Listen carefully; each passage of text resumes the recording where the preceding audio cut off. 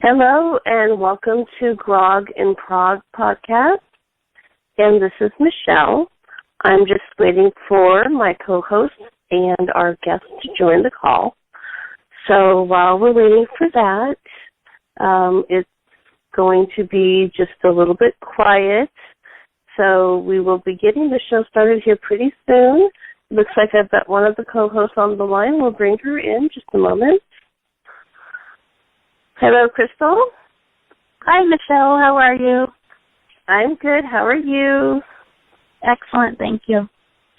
Great. So we're just waiting for Bob and our special guest. I'm not going to say yet until we're all here. And as soon as we're all here, we'll officially get it started. So it should be a lot of fun. Oh, it looks like we've got another one. Just a moment. Hello, Rob. No, it's William. Oh, hi, William. I couldn't tell because it came across as all ones, and so sometimes when he's called from England, it comes across as all ones. So hold on just one moment, William, and we'll give you your proper introduction. Hold on just one second. Hi, Rob. We're all here. I've got Crystal on the line, and of course you know me. I'm Michelle. Hi, Rob. We're going to introduce our special guest. Okay, go ahead. Okay, great. So with no further ado, I want to say it is my great pleasure to say that I am sharing this podcast with Crystal. Say hello, Crystal. Hi. How are you, everybody? Hi, and Rob. Hello, Rob. Oh, I'll tell you later on. Namaste. Okay, great. Namaste. And our very special guest is William MapOTHER. Thank you, William, for joining us. Oh, thank you for having me. Such a pleasure. I know we've spoken before, but it's always great to talk to you. And I'm so glad that you made time in your schedule for us. Of course. I'm happy to. Thank you very much for having me. Oh, great. Well, I know that we've been going over with you ahead of time what some of the questions were going to be. So I'm just going to go ahead and start with that, and then we can kind of go from there. And feel free, if there's anything else that we haven't covered, to jump in and say something about that. That sounds terrific. I think we just we can let the conversation wander wherever it wants to wander. Exactly. Now, let me ask you a quick question. Are we live or is this taped? No, this is taped. And if something horrendous occurs, is it possible to edit it out, or are we all in? Mm-hmm. Oh, yeah, we'll edit it out. Absolutely. Yeah, no problem. We will do that. Absolutely. We made this so that it is a private recording. And even though it looks like a normal blog talk show, we have this as a private recording. It is not being broadcast. It will not be broadcast until afterwards. And if there is something that happens during the show that is a boo-boo or just it's not appropriate to publish it on the podcast, we absolutely will edit that out. So don't worry. Okay. I don't anticipate anything. I just wanted to make sure. I don't blame you. You want to be careful what gets out over the airwaves, and Blog Talk Radio is a little bit different. They tend to have everything live, and so I'm glad that at least we have this option so that if we need to edit something out, we can. Terrific. Okay, great. So as most people know you, William, from Lost, but of course you've done a lot of other things. And I just wanted to kind of start off talking about some of those other things and also your connection to Lost. So the biggest thing I'd like to ask you about is, I know when you were on Lost Mirror Moments, which is where we've talked before, you told us about Slated, and I know it's been a few years and things have really ramped up and you've had a lot going on with that. But would you please tell us about Slated and how people can become involved in it?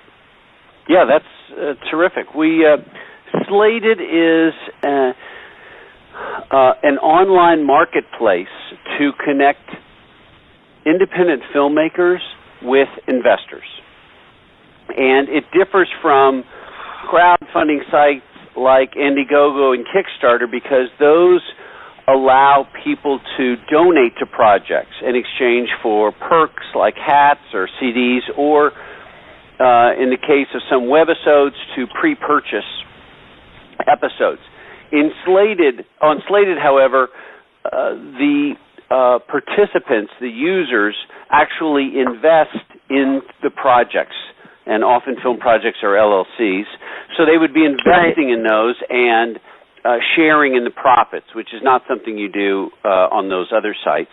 And we now have about close to about 35,000 users and somewhere around 4,000 projects. I am one of 4 co-founders, and it really got rolling back in about 2007, and we took it live around 2009, 2010, I think.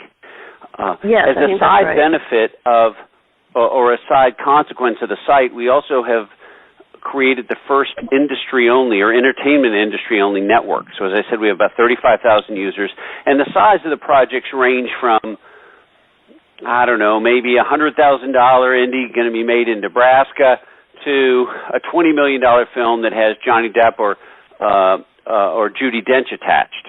Sure. And we have both features and documentaries, and the site is, in terms of its concept, is not entirely dissimilar from the crowdfunding sites in that a user will set up, there are user profiles for filmmakers, and then there are separate profiles or pages they set up for their individual projects. And then investors can come and look at those projects and decide if they're interested in investing in them. And investors can find projects through various filters we have, by budget or genre or country of origin or language. Or more recently, we introduced a score based on an algorithm that we developed. And just as every individual is given a score based on their work history, on the projects they've been involved in, how those projects performed, that's for individuals. And then projects are given scores based on the script, the finances, the attached participants. So investors might say, I want to see only projects that are over a certain score. And then there are also company profiles. So some of the big agencies and distribution companies have profiles. And on the network for filmmakers, there are writers, directors, actors, cinematographers, editors, sales agents, people who represent movies, talent agents, just about everybody. So that's our goal, really, is to help bring some transparency and ease and hopefully efficiency to the process of independent film financing. At some point, we hope to expand it to television, but cracking the black box of independent film financing has been challenging enough without our having to go to television before we're ready. But that's the plan. I encourage anybody to go. It's free to sign up, and we've got a lot of high-profile projects, and we have a section of the site that has a lot of white papers on film finance, and there's a lot of terrific information in there. So I'm very proud of it. One of my partners is now the CEO, and he's doing a heck of a good job. Great. So that's a lot of information. No, that's great. What are some of the projects that Slated helped create? What would we recognize more that's been completed and distributed? Well, that's a good question. So up until now, Slated has not taken a fee for its services. For a couple of reasons. One, we, like a lot of Internet companies, we wanted to make ourselves indispensable, and charging a fee too soon before people know you're worth it is a way to drive people away. Another reason is that for all of Hollywood's reputation about being avant-garde and groundbreaking, the industry actually is very hidebound and traditional. And while at first that seems a little bit unusual, it actually makes a lot of sense in one way, and that is that filmmaking and making money from movies is very uncertain. One of the most famous books written about filmmaking is William Goldman's Adventures in the Screen Trade, and in there he has two rules, and this is very, very well known. And one of them is nobody knows anything. And part of that is nobody knows how any film is going to perform. And so if you're in a business in which it's very difficult to project revenue and profitability, you do everything you can to take some variables out of the equation, and it tends to make you very conservative. So the other reason we haven't charged money is it's tough to get people to change their habits in the movie business. And so that's great. Finance, charging people money. So I'm now returning to your original question, which is which ones has Slated financed? So because we haven't charged any money, what we are so far is really a platform for introducing filmmakers to investors. And we do not intercede or act as intermediary in any way. As a result, we are able to see how films on our site how much money they have raised, which ones have gotten produced. However, Slated is not exclusive. So a filmmaker can put his film up on our site, but go continue to look money elsewhere. So if he raises $1 million or $10 million, we have no way of knowing how much of that came from investors that he met through Slated or that he met through some other means. Sure. But we've had films, I forgot, I could check and see, we have, it's becoming, if it isn't already, an indispensable tool for independent filmmakers. And I'm looking up right now to see, as I said, my partner wrote after Sundance, or before Sundance, and he had a remarkable statistic in there about the percentage of films at Sundance that were listed on Slated. 68% of the 109 films that are getting their first significant exposure to the world all had Slated members in a top-line role. That's incredible.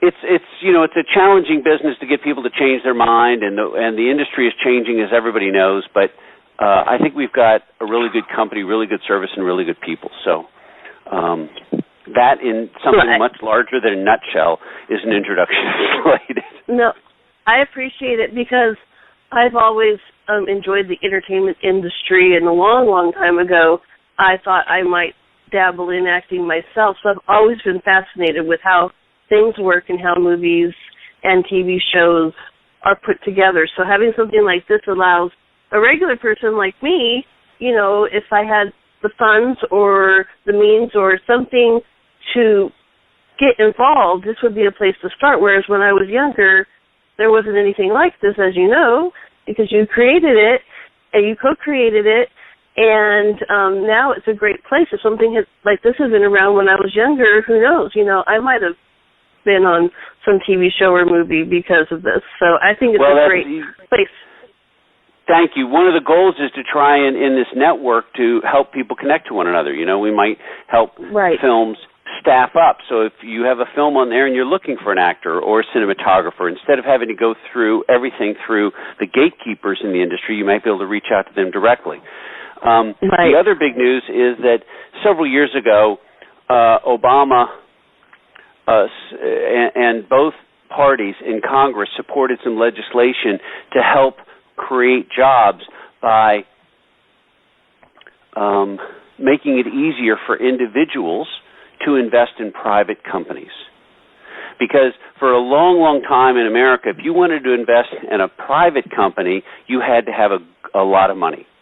So if you wanted to invest in a public company like Apple or Exxon, you could just buy a single share stock. If you want to invest in a private company, you had to make about $200,000 a year, and then recently also have $1 million in savings. And it was because the Security and Exchange Commission they believed that if people had that much money, they were sufficiently sophisticated financially that they could investigate, because private companies don't have to share their financials with the world the way public companies do. When a public company, they've got to publish all their numbers. So if the SEC said, if you've got all this money, we trust that you're able to investigate this private company well enough yourself to see if it's a good investment. Well, the SEC finally released its interpretation of this legislation only recently, I think earlier this year it was, and they said that those who have less money, they lowered the threshold for people to invest in independent films. So those who have less money can invest a portion of their savings or their income in private companies. That can be a startup company. That can be an independent film. That could be your friend is starting a restaurant. They capped how much that you can do it, either by dollar amount or percentage. But they've opened the door to doing that. And so I'm encouraged, because it means that people will be able to support through, even in a small way, filmmakers they care about, or a film that their favorite actor is in, or a friend is starting a restaurant or a startup company. So in other words, there is now another way for people to hopefully participate in addition to being an actor or a writer. Yes, I think that's wonderful. Yeah, being an investor now might be a possibility for people who it wouldn't have been a possibility for before.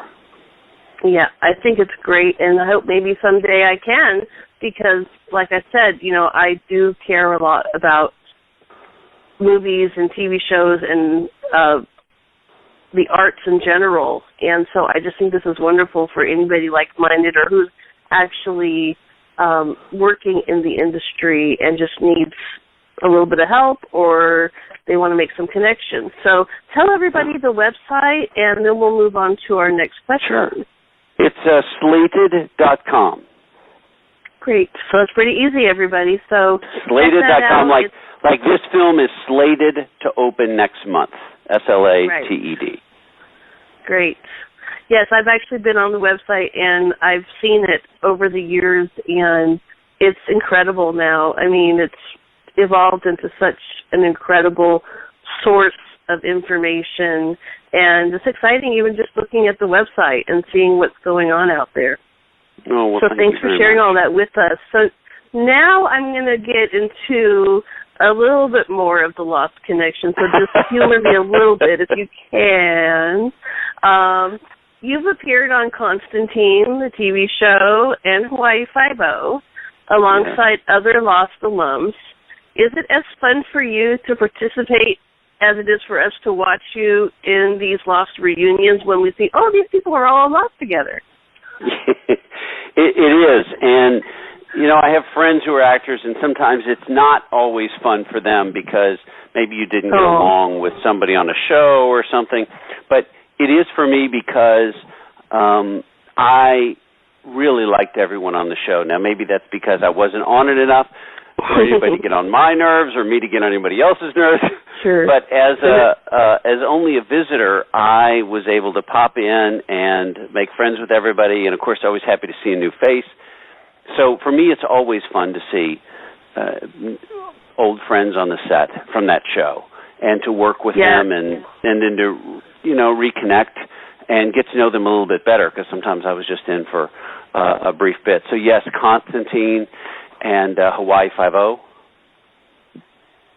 Yes, you did a great job, as always. I enjoy seeing everything I've seen you in, and when I saw you on those two shows in particular with other Losties or Lost cast members, I was even more excited because I'm like, oh, look, there's Jeremy Davies and William MapOTHER. Oh, look, there's Jen and Hurley, and we've got Ethan, all these people all together. And it's a little bit, sometimes it's a little, it can be a little bit disorienting because, you know, sometimes I don't see these, might not have seen somebody off the set and don't know them in real life other than maybe our interactions on the show. So for me to see them in an entirely different character with a different attitude and everything else, sometimes it's a little bit, it's disorienting in a very slight but fun way. Like, oh, really? Cool. This is interesting. You're not just that character, which of course they're not. Exactly. But I'm like anybody else. You know, it's first impressions matter, and we tend to put people in a little bit of a box. Oh, that's who they are. Right. That's what they're like. Well, that's how they sound. That's how they move. That sort of thing. Yeah, that's like what a lot of people. Ethan did. Crystal, who's going to ask some questions here pretty soon. We've got some questions because, you know, Ethan was another character that was very polarizing. You know, people really had opinions about him. So let's just go through these last couple of questions I have, and then Crystal has some questions for you about Lost and a little bit more about Ethan. So I was looking, and I saw that there's a TV show entitled Powers. Is there anything you can tell us about that? Yes. Powers is a TV show, but you cannot see it on broadcast television. You cannot see it on cable. You cannot see it on the Internet. It is released, I understand, through the Sony PlayStation video console. And it's in Season 2. I was not in Season 1. I had not heard of it because I don't have a PlayStation, but it is released that way. And then I believe that Season 1, they're now shooting Season 2, or they may have recently finished, but Season 1 I think is now available through Netflix. But the first release of the episodes are through the video console. And I had never heard of it, but yeah, so, and it has a huge following, and I think it's probably an effort by the networks and studios to react to the fact that they're not getting the eyeballs that they used to. So the thought is, if the eyeballs won't come to the show, let's take the show to the eyeballs. And if you're going to make a show for people who play video games, what kind of show would you make? And the show is based, I believe, on a graphic novel, which is perfect for that demographic. So, and it's also interesting, the show, because it's released in that way, I believe it falls between various cracks of bodies which regulate and rate content. So in other words, it's not a movie, so it's not getting a PG-13 or an R. Right. It's not broadcast TV or anything else. I think it's unrated. And the show, it can be a little bit graphic for language and violence, a little bit of sexual content. But it was a lot of fun. We shot it in Atlanta, and I was in several episodes. I think they probably come out. I think my last one was in January. But it was a heck of a lot of fun, and the last one we shot in front of a huge green screen, and my daughter it's about people who have powers, obviously, and special powers. Right. And so my daughter has the ability to fly, and they put us in these harnesses and whipped us up 30 feet in the air repeatedly. My goodness. It was like being in an amusement park. It was fun. Wow. That's great. Well, I'll definitely have to check that out. It's funny that it's on the PlayStation because before I had a Blu-ray player, they had the Lost University. And getting back to Lost again, sorry, but, it's hard not to do. And I didn't have a Blu-ray player or an HD TV, but I really wanted to do Lost University. Well, the only way I could do it is if I bought a PlayStation. So the only reason I own a PlayStation was because of Lost. Oh, boy. They get you one way or another, don't they? That's right. So now I have it, and now I have the opportunity to see you in something else yet again, and I can't wait to check that out. Oh, that's very nice. So well, it's a lot of fun to shoot. Go ahead. Yeah, it sounds great. So before we move on to Crystal, are there any other projects of yours that you'd like to talk about? Well, I'm doing a few different things. I'm also writing. I've written for a long time, but I'm preparing a television show. I've written a show that I've created with some friends, and we've written it, and we're about to go out and pitch it. So I don't want to talk about what it is yet, but that hopefully, that would be a lot of fun. And I think I've got one or two more things coming up. What's coming up? Oh, I was in an episode of Grimm. So I'm in an episode of Grimm, I think, a week from Friday. I think it is. Okay, we'll check that out, Yeah, and I believe I have one or two indie projects that are in post-production that are waiting to come out. Great. Well, we'll keep an eye out for that. So, Crystal, I understand that you've got some questions for William here, and go ahead and start with your first question, if you would like to. Hello, Crystal. Hi, William. It's so nice to meet you. Nice to meet you, too. It's a pleasure having you here. Thank you. First of all, I would like to say that my best friend, Deborah Johnson from England, and myself want you to know how much of a legend you are in the lost community. and why is that? Why is that, Crystal? What makes me a legend? Just huge fans. I mean, some of the biggest Lost fans I know are you're just great. You're one of the best characters on there, and we just love you. Thank you very much. You're welcome.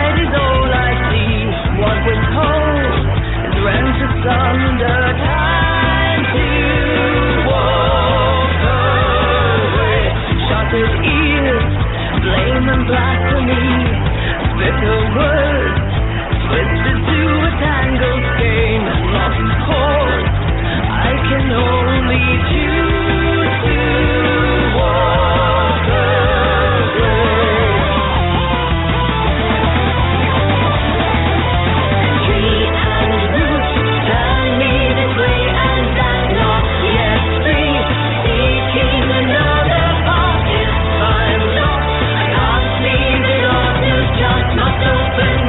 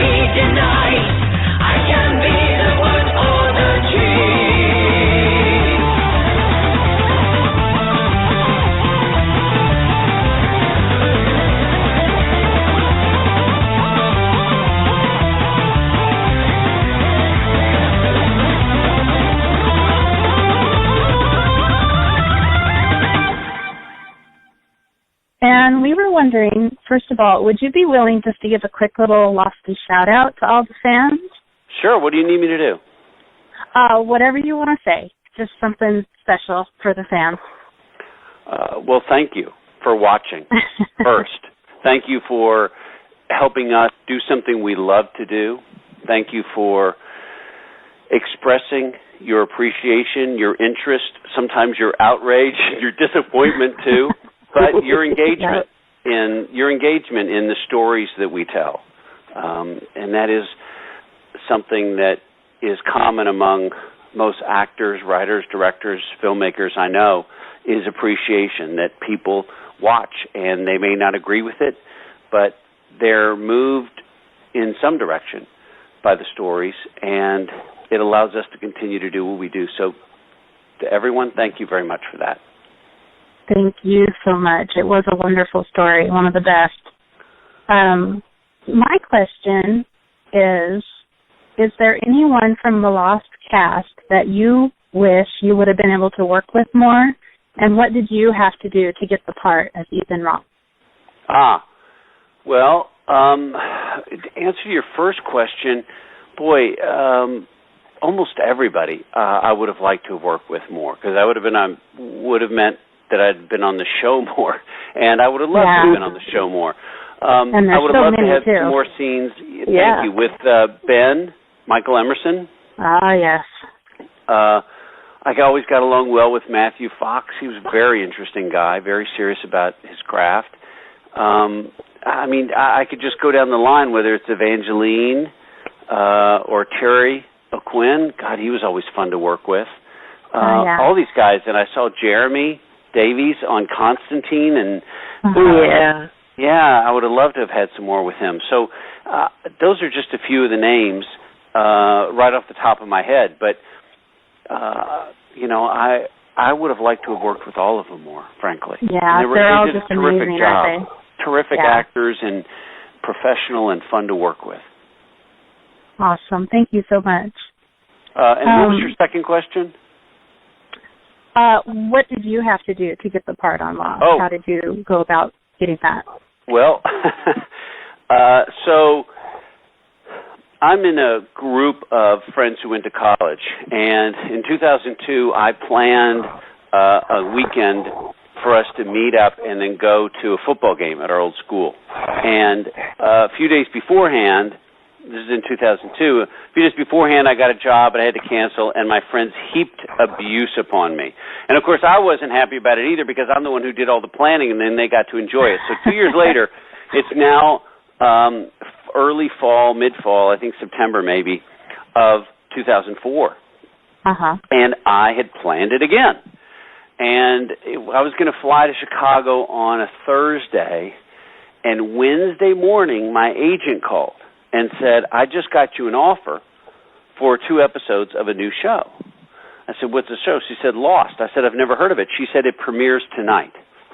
And, 10 years ago, it was common to get, not even 10, sorry, 15, 20 years ago, it was common to get offers for shows. It has become less and less common as the studios and network executives have become more involved in the running of their shows. So when you see a show, unless the show has been on the air a lot or it has a really powerful producer or showrunner, the likelihood is that they've had to run the guest stars and the co-stars past the executives, and I know people who say that the executives even approve the wardrobe they pick. Wow. So for me to get an offer of not just 1 but 2 episodes was too good to pass up. So I had to, Wednesday morning I said yes, and I had to spend Wednesday afternoon tolerating the abuse from my friends who were upset. So the next morning, instead of flying east to Chicago, I flew west to Honolulu. And I later heard from my agent that she had proposed me to the casting director, who had proposed me to J.J. Abrams, who remembered my performance in The Bedroom, with a terrific movie, if nobody's seen it. It's the movie that really started my career, with Sissy Spacek and Marissa Tomei and Tom Wilkinson. We got 5 Oscar nominations, a first-time director, Todd Field. Fantastic job. And he remembered me from that, and he said, just hire him. So in answer to your question, I just got offered. I didn't have to audition at all. That's awesome. Now, I remember you. The first time I saw you was in The Grudge. Oh, boy, you got a good memory. Yeah. That came out. Well, you know what? I think, if I recall correctly, that came out in the fall of 2004. So that may have come out around the time that I was shooting the beginning of Lost. Wow. I think it came out. Yeah. Yeah. Well, that was another one. Awesome. Well, that's an interesting story you had there. The short answer is I got lucky. They didn't give me a chance. They didn't give me the chance to blow it in the audition. They just said hire him. You sure did. And the nice thing is you got to actually make more appearances in the show. Oh yeah, you're absolutely right. I actually was in more after my character died than I was when I was alive. Right. So the next morning when I flew out, the show came out of the show. The show came out of the gate a big hit. So when I flew to Honolulu the next morning, it was all over the papers. Oh, it got this number of audience viewers and this share. It was a big deal. Mhm. Very big deal. Okay, so my next question is from Gary Long, and he is from Australia. A very, very good Losty friend of mine. Okay. His question is, this is a theory question, so if you have an imagination. Do you have a theory on why Ethan Rom was spared during the purge? And do you think Ethan was actively complicit in the death of both parents? Okay, two-part question. The first, might take some thinking. My preface to the first is that I'm happy to answer every possible question I can. There are a lot of questions that I didn't have answers to even when we were shooting, and now that it is anywhere from 6 to 10 years since then, your all's guess may be as good as mine. Right. I do not have a guess as to why Ethan was spared in the purge. I do not know for sure. One theory might be that, if there is a belief in some sort of an operating intelligence in the show, whether it's fate or destiny or anything else, then that being, that intelligence, whatever that is, made a decision that Ethan would be spared so that he could play a part after it. Well, that's a great answer. Great theory. I really don't know, and I do not believe that he was complicit in the death of his parents. Okay. All right. Well, thank you. Okay. The next question is from Brandon Hauer. Okay. And his question is, how was it playing the first other introduced on Lost, and did it affect how people recognized you in real life? Yes, I will tell you. So somebody else asked me about a funny story, and I'll tell you a story about being the first other, and it's also a memory, and then I'll answer separately about how it caused people to react to me in life. So to return to my little anecdote, I landed in Honolulu at, noon. They took me right to the set. Or they took me right to the production office to get fitted or anything, and they said, you need to go right to the set. So I go to the set, and they said, we don't have time to buy you any other shoes. We're going to buy the shoes off your feet. So the shoes that Ethan wears are the shoes that I'm wearing. And we got in, and we started shooting, and I think I went over there for 2 episodes, and I believe it's my second episode. I think the first one, if I recall correctly, is the golf club scene, and I really just set the clubs down with Hurley. The second episode, I believe, is when I'm shaking papayas out of the tree, and then at the end, Hurley runs in. He's not on the manifest, and then we cut to the end. He thinks you're Lance. So I'll tell you about that scene when I'm in the jungle, and Charlie, I can't believe the specificity with which I can remember this, but I remember Charlie. I will tell you one thing. So I'm reading the scripts on the way over, and on the plane, And, of course, it had just aired the night before, so I hadn't seen, I think I started in episode 7 or something, so I hadn't read or seen the intervening episodes. But I'm reading the scripts on the way over, and I got to the end of that second episode I was in. And when I landed, I called my agent. I said, holy God, this everybody's going to be wondering who I am. So I'm giving credit to the writers, because even on the page, the suspense of he's not on the manifest. He's not on the manifest. Yeah. And even on the page, before it had been shot, before I knew anything about the show, it was clear how suspenseful that was. They just did a fantastic job. So we land, so I'm in the jungle, and Charlie says, go get Jack. And then he turns around, he's with Claire, I don't know, a couple minutes later, and I'm standing there, and he's like, did you go get Jack? And I said, well, no. And I can't remember everything that happened after that moment, but I will tell you, I do know I had a weird look on my face that even when I see, I know, and I think that kind of cemented the impression everyone had of Ethan. It burned it into their brains. Even when I saw it on the screen, I was like, where the hell did that come from? I've never seen that expression on my face. But it was brilliant. But we actually shot something that was not on the screen. He said, "Oh, did you go get Jack?" I think I said no or something like that. And then the scene actually continued from there. And so I hope if anybody wants, they can cut it off for 2 or 3 minutes, because sometimes people like to know what was shot and cut, and some people do not want to know. They say, let me just enjoy what exists, because it was cut for a reason, and I want to enjoy the show the way the creators intended it. So if anybody wants, they can cut out for a couple minutes. But so he says that to me, and I think we're something like 30 feet away from each other, something. They're standing next to each other, and then suddenly there's whispering all around them in the jungle. And they turn to their left and right, looking for the source of the noise. Left and right, they're looking back for each other, looking back around, whipping their heads around. And after about 2 seconds, they look back forward, and I'm standing right in front of them, as if I had somehow teleported myself 30 feet right in front of them. And Charlie looks at me, and he says something like, what are you doing, you git? Which is, a British term for jerk or idiot, whatever it is. What are you doing, you git? And I ignore him, and I'm standing right in front of Claire, and I say to her, don't worry, everything's going to be okay. So that got cut, but I think they made the wise choice at cutting it at my freaky look, because anything after that would have diluted the effect. But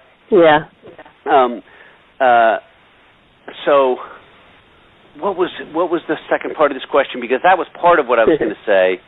How was it playing the first other? So, sorry, I hope these answers are not too long, everybody. I mean, you guys are bringing up all these memories, and I haven't talked about this in a while, so I'm like that guy, he's got a funny story to tell.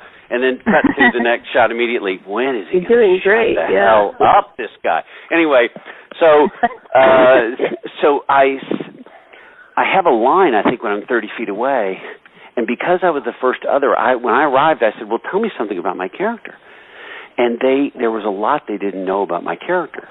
So they were giving me conflicting background information, and they were a little bit vague, and they just didn't know. So even the director, when I was told to deliver my line, and it's a wide shot, if I recall correctly, which means the director and everybody else had to be far away from me, because the camera had it was a wide shot. They could, if anybody had gotten close, they could have seen it. And the reason that's important is because they kept the camera running, and the director wanted to give me direction while the camera was running. And because she's not close, she had to yell the direction. And we were losing the light. So they had to shoot quickly, because as soon as the light goes down, you're dead. So she's yelling, do it this way, do it this way, do it this way. And, of course, for an actor, you're always embarrassed to receive or at least I am, always embarrassed to receive my direction out loud, because you're afraid, oh, my God, now the whole crew is watching me, knowing what the director has asked me to do, and they're all going to be able to evaluate, oh, he nailed it, or, God, this guy sucks. So, as opposed to the director coming up and whispering in your ear, and then you do something, and for all the crew knows, it's exactly what the director asked for. So she's screaming, do it like you're an alien. Do it like you're a robot. Do it like you're happy. Do it like you're sad. So I gave about 8 or 9 in a row. And I think it was because they just wanted to give themselves some room to choose in post-production about what they thought would work for the character, and because I was the first other, what would work for the others. So that's an answer to the question, what was it like to be the first other? Well, I think it was kind of like walking through the jungle without a path. They had no idea. I shouldn't say no idea. They were still discovering what the others would be like, if they had any really weird commonalities or anything like that. So that's what it was like. And then in terms of how it caused people to react to me, it freaked some people out. I had a woman next to me in a grocery store. I had a woman next to me in a grocery store turn and see me, and the show had just been on a couple weeks earlier, and she dropped what she was holding and backed up into her car. And then, of course, I was single back then. I'm now married, but I remember I was at a party, and, you know, I'm trying to meet girls like everybody who's trying to meet somebody, whoever you're trying to meet, your partner. And I'm out there, and this girl comes up to me, and she's very intense, and she says, you know what? When you walked in this party, I immediately didn't like you. I don't know why, but I immediately didn't like you. And I just realized why, because you were lost. And of course, my first thought is, oh my gosh, how many women are out there walking around and see me who think, I don't like that guy. And they never have the realization of why. So they think, I don't like that guy because of who he is. They never appreciate, it's because he played that character. So that's one memory I have. Kind of like being typecast, people's impressions are from that very first time that they saw you. Exactly. Yeah. So, that was so much. I just have a couple more questions. Sure. This one comes from Trudy Buchanan, and she would like to know, do you have a favorite Flight 815 survivor? You have a personal favorite?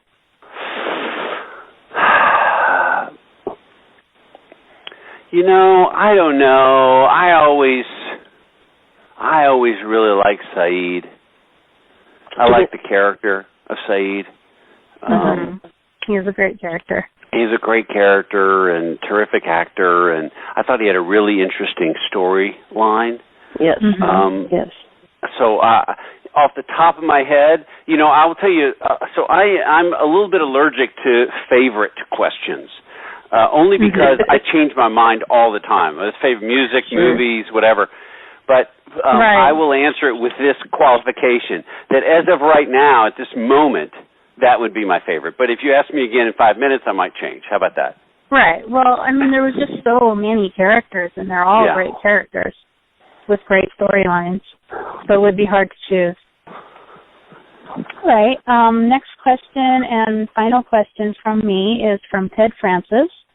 How do you feel about the series finale of Lost, and did you watch it with the rest of the world when it originally aired in May of 2010?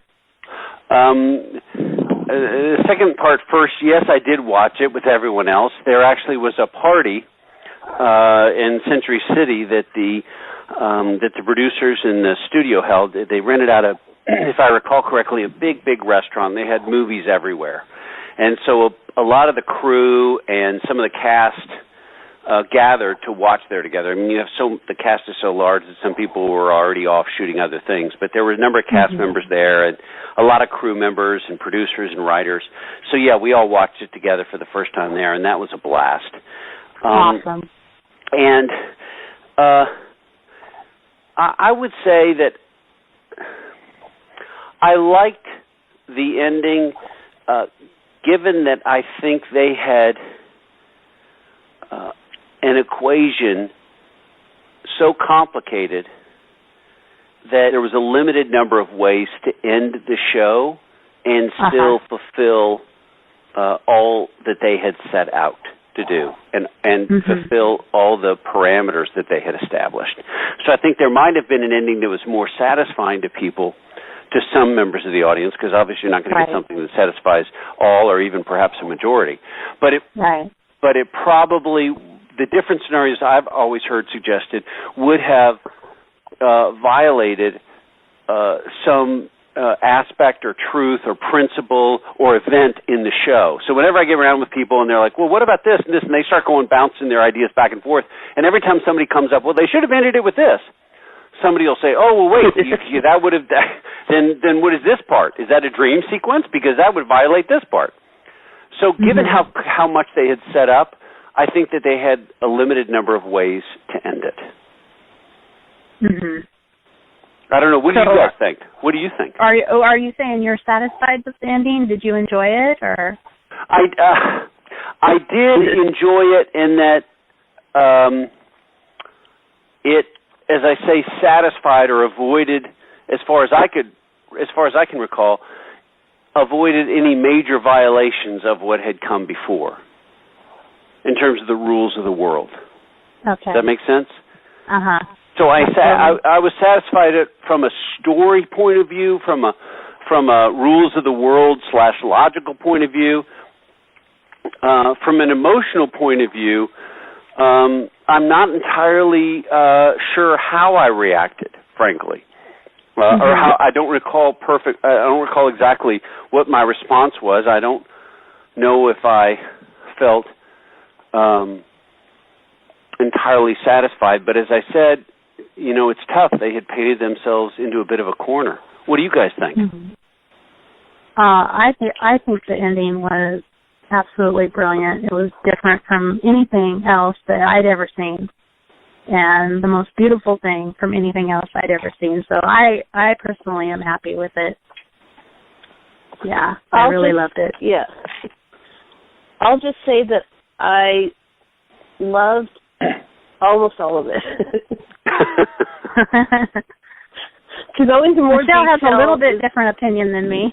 Okay, fair enough. Well, I mean, as I said, that's part of the fun of it is you don't have to agree with everything. Right. I'll give you the Reader's Digest version, and that is that I had thought that The Flash Sideways was a second chance for everybody, and when it turned out not to be, I felt like, oh. So that's what made me sad. So the ending was good. Like you said, there's only so many ways they can end it, but the stuff that they had said before the season started said there was going to be 2 timelines, and they were going to join up, and for some reason I just felt like The Flash Sideways was like the best case scenario. I mean, Ethan came back, so everybody had a chance. Yeah. So it made me sad, because then you realize, oh, and then it's like, well, yes, all those people are together, and that's great, but then you think about the people that even weren't in the church, so. Yes. I don't know. I really don't have enough time to discuss it, but I really do. And I love how you did that, Michelle. You just explained all that without giving any spoilers for our audience that have still yet to finish it. Well, hey, if you haven't finished it by now, I'm not afraid of a spoiler. Oh, no, I've got 4 people that are watching it right now for the first time. Okay, I apologize. I'm glad I didn't spoil it for anybody. No, that was brilliant. Great job. Great. So, Rob, did you have something that you wanted to ask William, or did you? Yeah, okay, so you'll have to excuse me because I'm one of those British gets, and it's 4 o'clock in the morning here, so I'm quite tired. Oh, my God, you poor guy. And I've been working on the podcast production for 24 hours now, almost non-stop. Oh. So I'm very tired. So you'll please excuse me if I kind of slur if you don't understand me. So, yeah, I think I'll let Michelle do the fun ones, but I thought let's watch the Namaste episode, and get some kind of tips on the questions. And obviously Lost it's well known. I mean, it's the greatest show ever as we're all concerned, but it's well known for the continuity errors. And when we were watching, I don't know if you've been asked this before, but when we were watching the episode, it dawned on us. So Ethan, it wasn't exactly Namaste where Ethan was born. It was in the previous episode, but it dawned on us. Ethan, 77. That's 27 years between the first season of Lost. I don't know if it ever dawned on you that they chopped your age from about 12 years. Yeah, that was mentioned a few times, and I was actually aware of it. Of course, like most actors, I didn't object much to them making me a lot younger than I was. But yes, you were 27. Well, that's very generous of you. Thank you. But yes, it did dawn on me. I saw it mentioned in a few boards. I mean, you know, in the early years, some of the other actors and I would go on some of the boards. I can't remember. There was one that was really popular that I would interact with. And so people would mention those things. And you're absolutely right. And I don't know, I don't recall the details well enough to know if that was something that could have been avoided, or if, again, there were just so many moving parts and different chronologies that had to be synchronized that sooner or later something had to give. Yeah, I think the storyline was so complex it had to do somewhere along the line. That I think that you're exactly right, and you know, it happens with almost every movie or TV show. I've been on, both sides of it, where I'm a fan and I recognize something, and where I'm participating in developing, creating, telling the story. And I can tell you that if you watch most TV shows or films closely, there's just always something that is either totally impossible or highly improbable because of the elapse of time.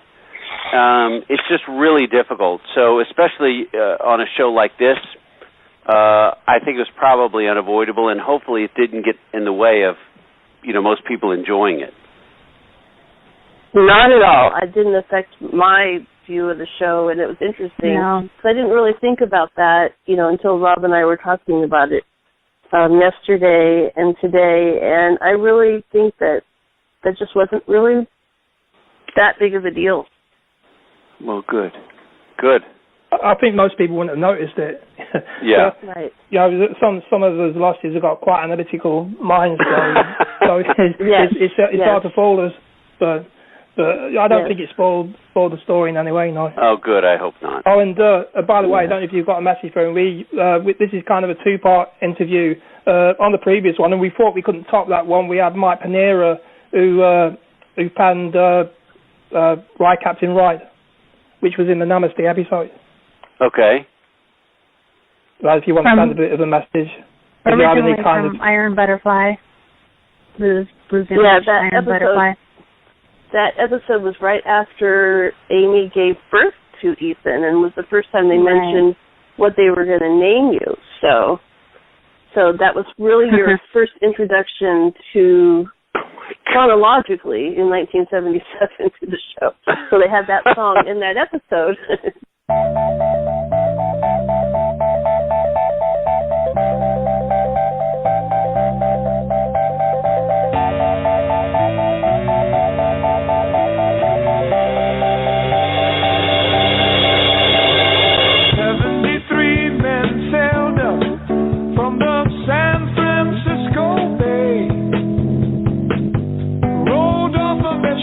And here's what they had to say.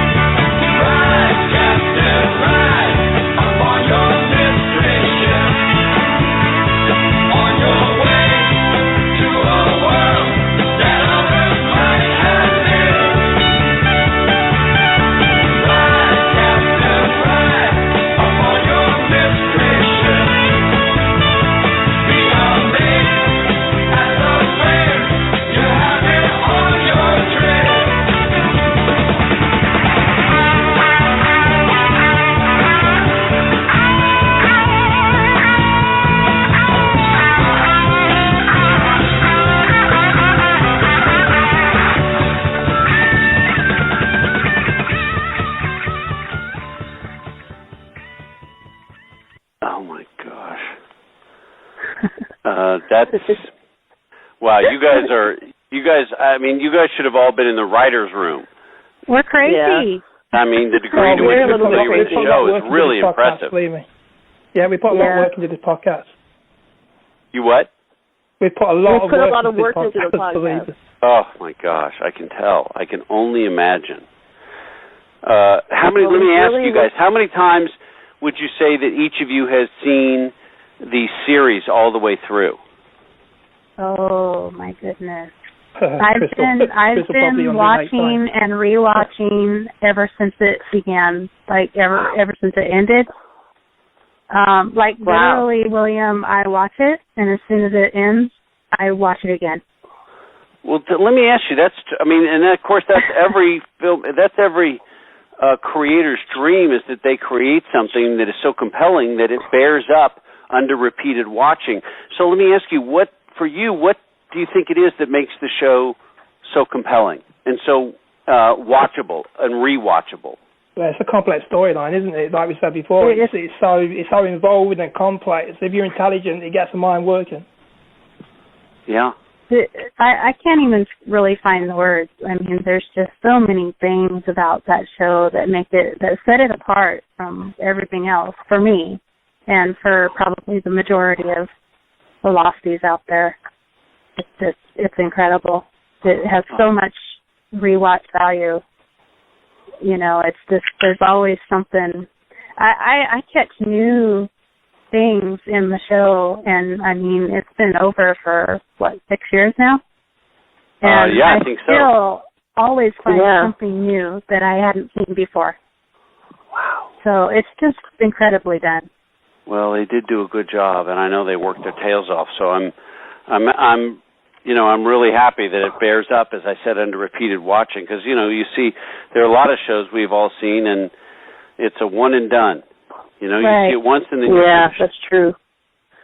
Exactly. Speaking of rewatching episodes, I haven't watched it quite as many times as Crystal, but I've seen it a few times. And getting ready for the podcast today, of course, I like to watch a little bit of a lost episode.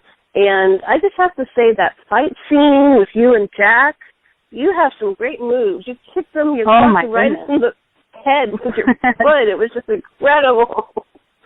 Well, thank you. Well, all right, I'm going to be honest. Some of that was me, and some of it was my stunt double, which maybe you guys already suspected. You have a great double. Yeah, he's a great guy, Mike, and I don't know if we've worked together since then, but he did a terrific job, and it makes perfect sense. They didn't want to risk having me in there swinging arms and feet right near their star actor's face. So, especially because if there was rain and the ground is slippery and there's emotion going on, and we didn't get that long to rehearse the choreography. So it makes a lot of sense in times like that. So I did some of it, but this is my shout out to my stunt double. Oh, right. It looked good. They made you look so good. Well, thank you. Yeah, it Thank did. you very much. So, Rob, did you want me to ask any of those other questions? Yeah, go on. I feel a bit silly about those, but one's quite important, but Michelle will put those to you. The first one or the second one? No, I do both of them. Do both of them. Okay, so here's where we get a little silly. So we'll kind of end things here, William. Rob, like you said, he's been working very hard. He's the producer of our podcast. He works very, very hard behind the scenes as well as being on the show. And he says he has a very, very complex question that every Lost fan needs to know the answer to. So okay, this is a hell of a build-up. This is a build-up. Okay, so his question is a question mark. And the reason why, so you want to tell him why, Rob? Well, it's an episode, isn't it? Lost question mark. Yes, that was an episode of Lost. And I told you it was going to be silly, and then just to make it a little bit more silly. I like that. Very inventive. She's very creative, Rob. That is funny. I don't even know how to respond to that. I think maybe silence is the best response. That sounds good. We have one more question. And it's a question. Rob would like you. You may have not even met him once, but the next time you see Kevin Durand, Keeney, yes. Can you please ask him for Rob if he makes good Easter eggs? Okay. I do see Kevin. As a matter of fact, I made a little independent film with him a couple years after Lost ended. Great. About a very famous Canadian bank robber. Uh-huh. And I saw him there. Awesome. But I don't know if I've seen him in a while. But next time I do, I will ask him, Rob, a very tired Rob wants to know if you make good Easter eggs. So that's a throwback to when he was making eggs. When he was making if he eggs, makes eggs. Lost. He makes good eggs. Oh, if he makes good eggs. Okay. He makes good eggs. He does make good eggs, but we want to know if he makes good Easter eggs because this is an Easter-themed episode. Got it. On our podcast. Totally understand. I told you it was Kevin, silly. do you make good Easter eggs? Right. That's the important I think part. I can do that. Okay, awesome.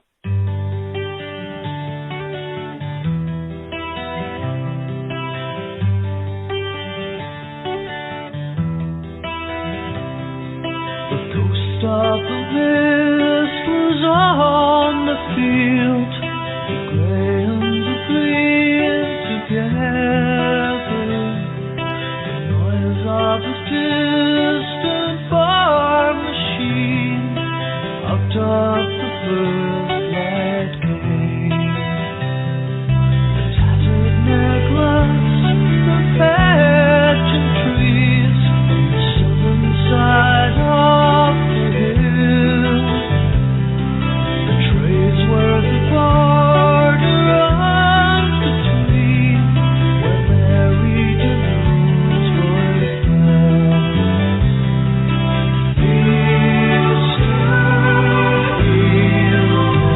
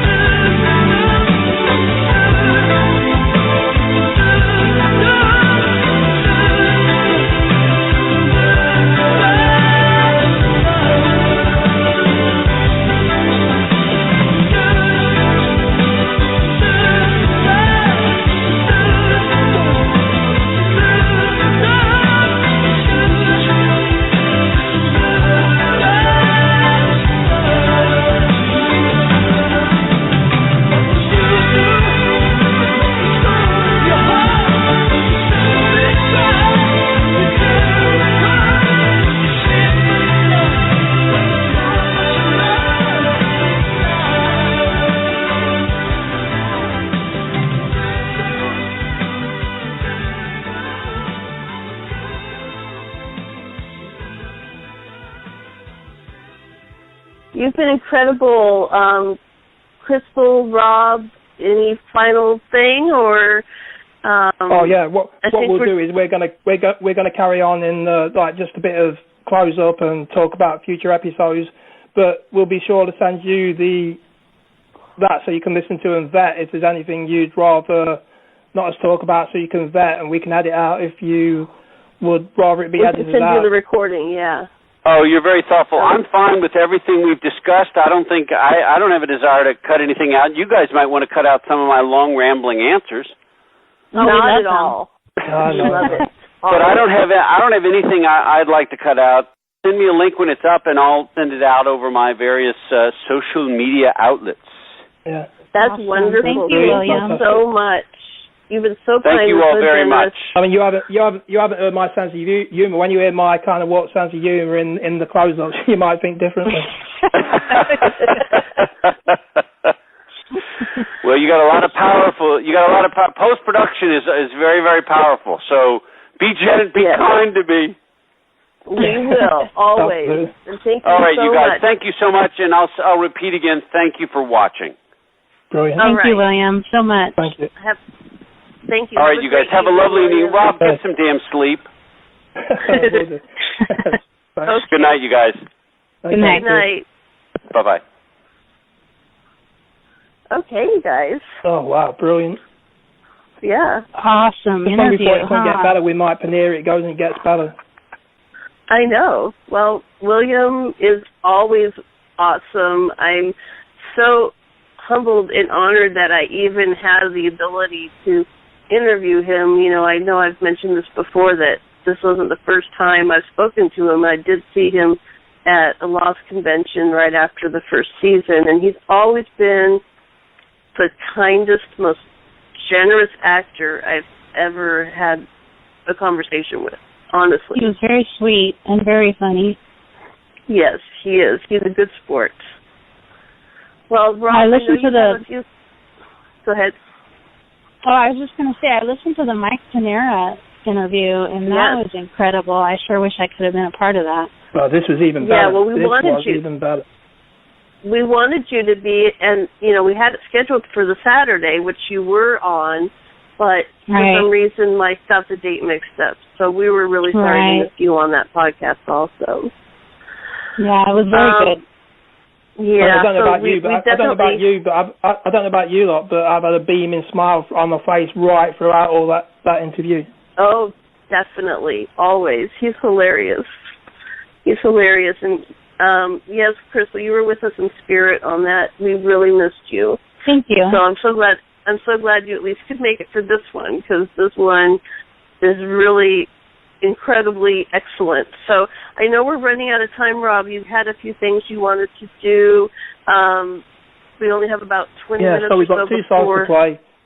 Yeah, so we've got 2 songs to play, kind of topical. If we want to go straight into, let's go straight into the Hanging Tree, because let me do a bit of a talk up first. Obviously, this is the Hanging Tree, and if we remember, in season 1 is Charlie was on the tree by Ethan. So being a big fan of this band, it seemed to make sense.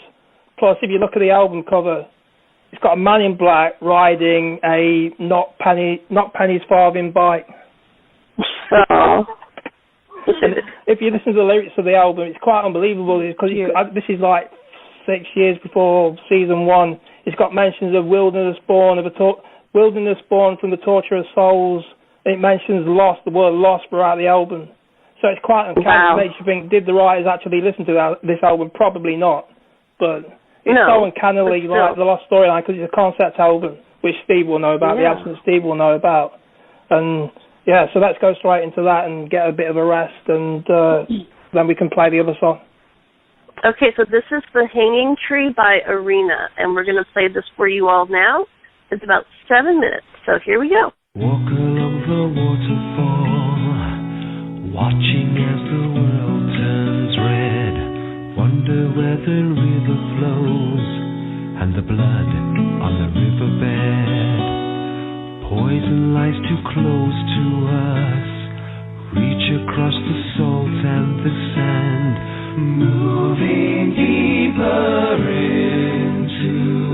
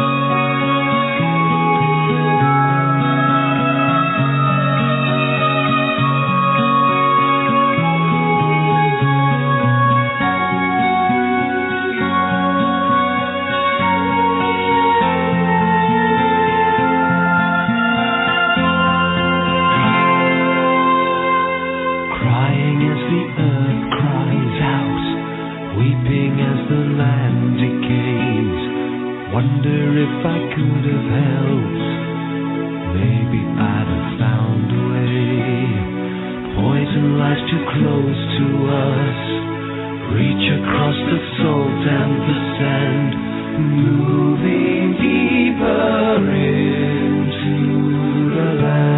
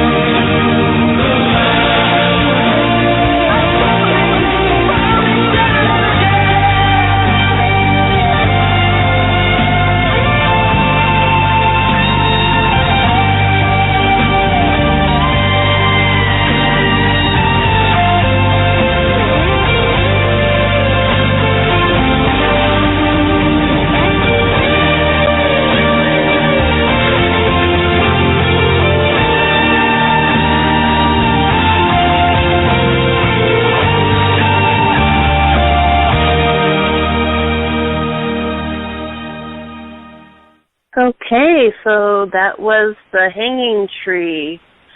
And Rob, I think and the artwork on that, Chris will probably know the name is Hugh Syme. It's been an ambition of mine to get a Rush song on, but Hugh Syme created the artwork of that, and he created the artwork of so many Rush albums. Oh. Right.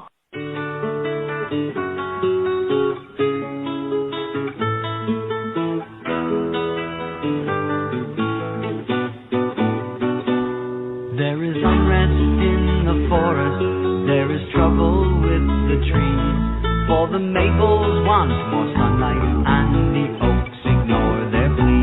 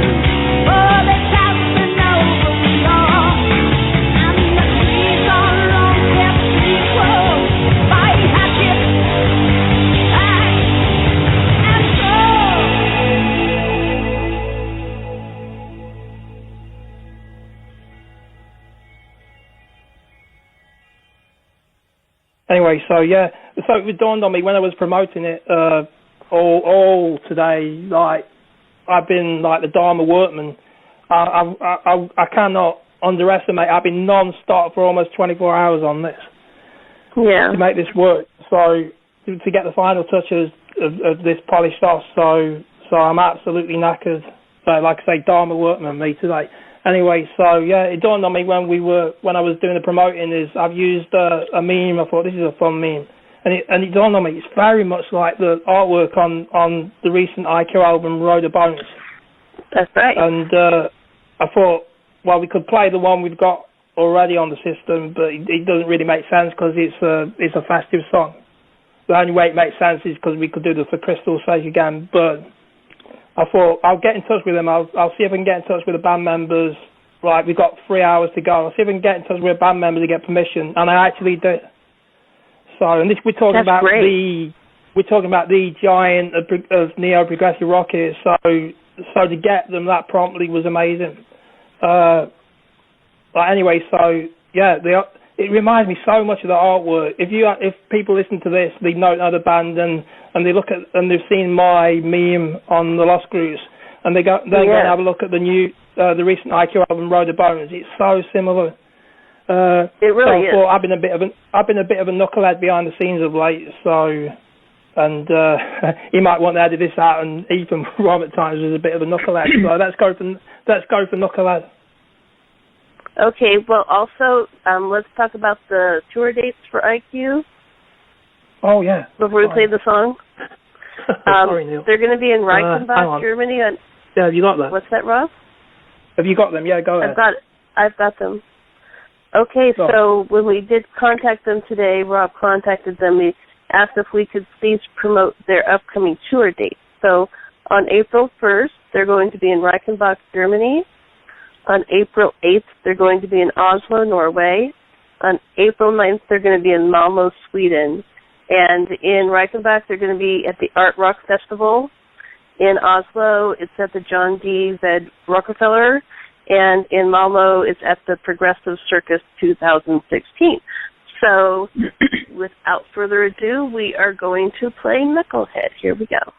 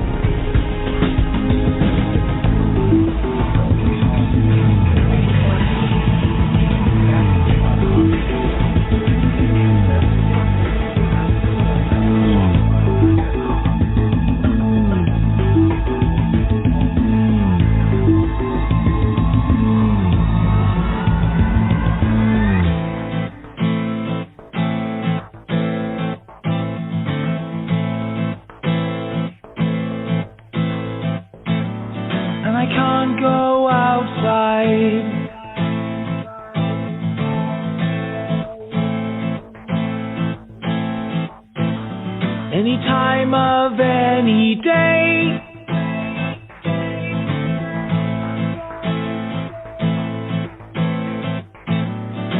Soon as I'm revived, thoughts take flight. Sometimes I'm dead inside. Sometimes I'm out of sight.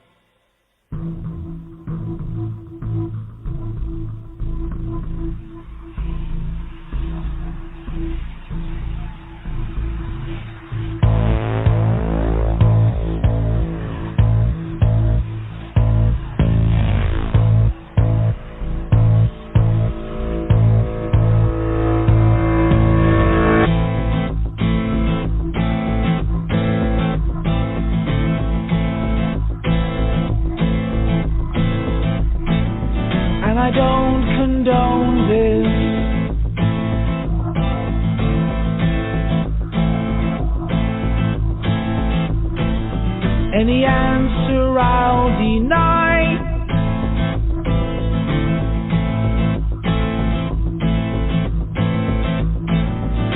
Time when we're allowed to say goodbye. Though you were seldom true, sometimes you fell too hard.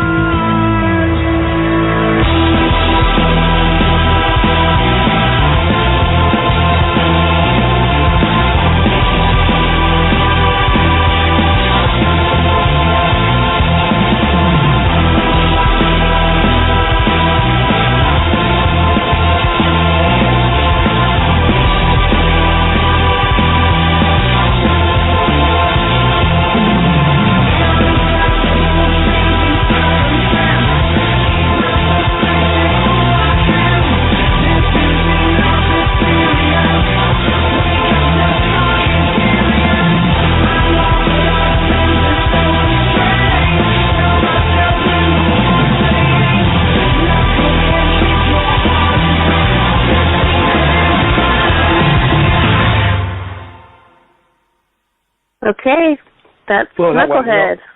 Can you still hear? Yeah, that's a bit of a loud song. Jesus. And yeah, I was a bit of a knucklehead again. I think I forgot to mention the arena title. It's actually called The Visitor, and that is it's a concept album. Like I say, Velocities want to check it out. And they will not believe the uncanniness of the lyrics towards the story of Lost. So yeah, The Visitor, if you can understand me with all the slurring at this time in the morning. Yeah, Arena, The Visitor, you need to check that out, fellow Losties. And yeah, we need to say night now. We're closing up, and as IQ probably just did it for us and said goodbye in the lyrics there. So just a bit of a quick closer up and what we're going to do in the future. We've got we're trying to get this Steve's side feature going called Pilkey's Ultimore Tour, and we've got someone set up for that maybe next week. Great. Or 2 weeks.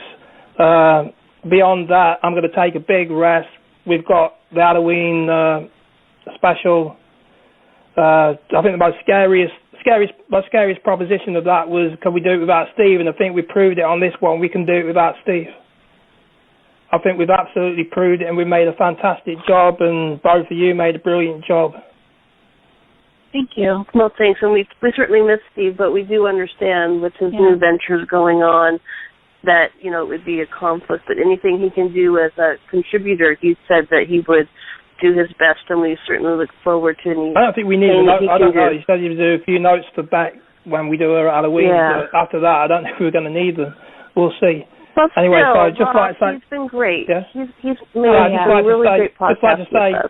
I'd just like to say all this work has absolutely made me realise what it's like to be William MapOTHER's surname minus the second of the letters. Did you get that one? Remove the second of the letters. You're making me think, Rob. It's been remove A and P. What do you get when you remove A and P from MapOTHER? I gotta have pencil and paper. Yes, that's absolutely made me realise the work the mothers have to do this. Oh, it's a mother. I totally have respect for females and their workload with families now after this, because I've worked my arse off.